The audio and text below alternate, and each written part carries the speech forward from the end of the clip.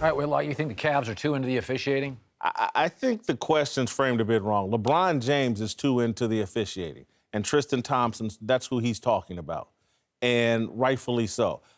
On both ends, I get why LeBron is over-focused on the officiating because of what happened in Game 1. He's got to let it go. They gave that technical foul. Everybody's afraid of LeBron, including the officials. They gave the technical foul to Ty Lue last night because they really wanted to tee up LeBron James, but they knew that could turn into a bigger issue, so they teed up Ty Lue. But yeah, LeBron is way too into the officials. It's affecting the entire team. It's affecting the energy of the entire team. It hurts him defensively in terms of getting back. LeBron's got to let the officiating go. That's all. He complains about the officiating. He gets a quadruple-double most games because if you add in complaints to officials, he's over 10 in that as well. I get it. If I got into a car wreck driving to work today, next couple times I get in the car, I'm thinking about the car wreck. That's very human. I mean, I think Cleveland feels like we got robbed. And I think it's hard to get off that merry-go-round in life. If you go through a bad day, it's not like you just shut it off the next day at work. It's in your head, you struggle sleeping, you think about it before work, you think about it during work. I think the refs butchered Game 1, and I'm not sure, collectively, Cleveland's going to get it back. I'm not sure they are. I think Tristan Thompson is saying what a lot of people are thinking. You saw that video of LeBron that surfaced this morning, of LeBron. Yeah, we're going to get into that. I mean, it's like, that looks like a guy that's done with Cleveland. Well, the thing is, they know they're so overmatched, and particularly LeBron knows it, that they have to essentially be perfect to beat this team. And they felt like they played almost a perfect 48 minutes in Game 1 and lost it. I think that's one reason they were so deflated for the overtime. But now they feel like, okay, we got to be perfect, and the officials are against us a little bit. Whether that's true or not, they feel like they have gotten the bad end of some calls. I'm not mad about the overturned block because I thought it was a block.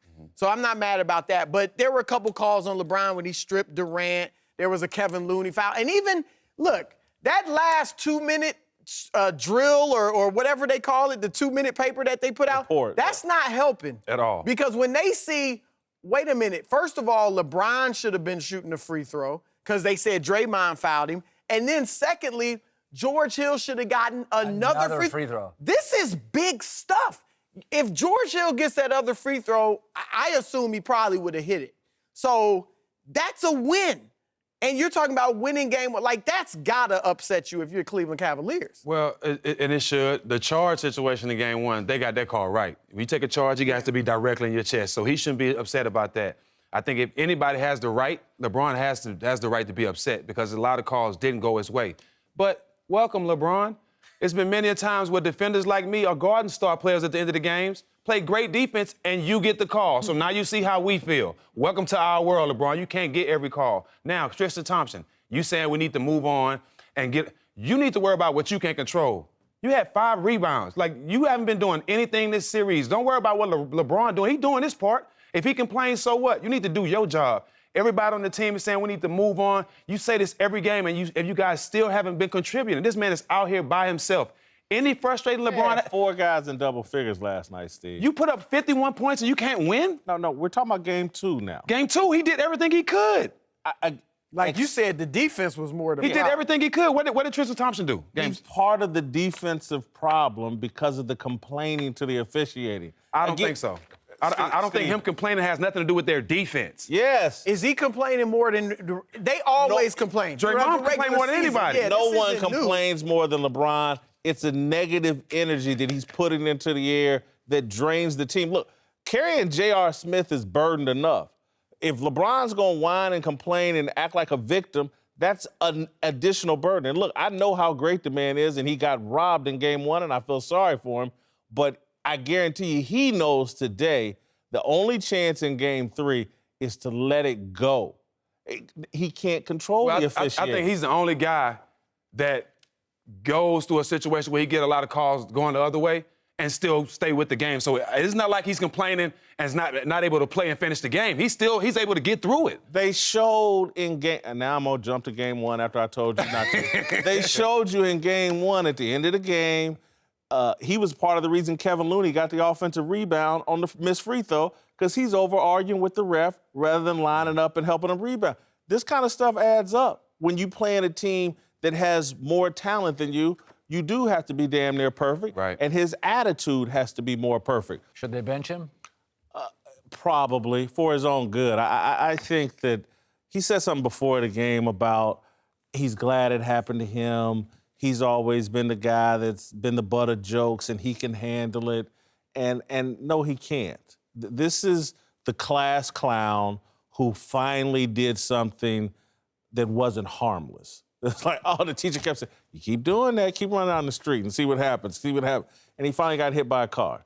And I don't think he's going to recover. He couldn't recover last night. Again, his defensive stupidity just to start the game with JaVale McGee and the 2 easy dunks right from that's when I was like, he ain't ready. The team ain't ready.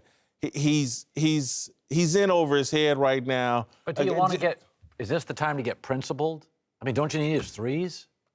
He hit 2 of 9 last Well, night. I know, but I mean, you're not beating Golden State unless you have ammo. Like, this isn't the time to get principled. I think you have to have him around. You can't not start him. Maybe game 4, but game 3, when you go, you all know this. Players play better at home. The whole team plays better at home. Better too. They do everything better at home.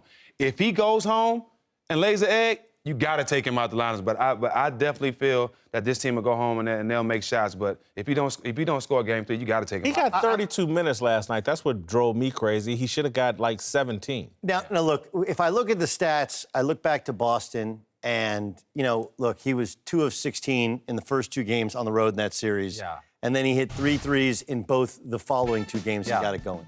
So we can say, hey, he's done this before. The difference is what Jason is saying. You're in the NBA Finals, and you lost the game. Look, I've heard you guys' discussion. George Hill missing the free throw is bigger, could have won the game, and somehow he escapes any sort of criticism. Right, I don't know how. People miss free throws. 80% free throw shooters in the Not NBA do right not there. miss game-winning free throws. No, they don't. No. And it wasn't the way he missed it. He choked it, Jason. It was short. Point blank. Okay? He choked it. He made the first one. The second one was choked. Like this has never happened. No, Nick Anderson did it, and he didn't recover. But look, what did George Hill do after choking that free throw? He was good to start the game. He was ready to play.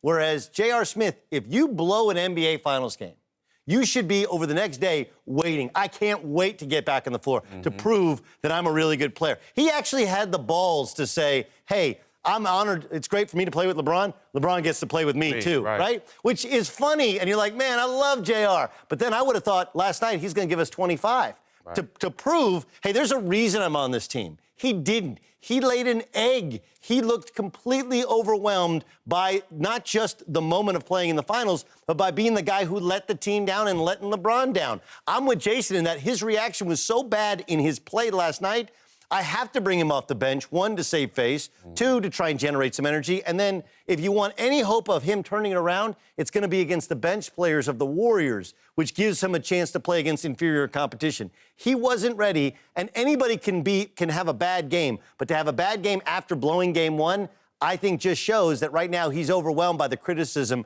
and he's become an internet meme. He's become an internet meme. He's become Lance Stevenson, and he's not ready for that. Yeah, T. Lou, I just feel like he's in a tough spot because it's hard to take your confidence from one of your starters who's been starting all year when you don't know who has confidence on that bench. It's kind of hard situation T. Lou's in. Who has confidence? Yeah, I mean, even though JR's off, and even though he's missing, who else has confidence over here? Look at Jordan Clarkson's been awful. Rodney Hood. Everybody's been awful. Rodney Hood's clearly out of the rotation. They're not playing Kyle Korver a ton because of matchups. So you're running out of players. So hold on. You give Rodney Hood a look.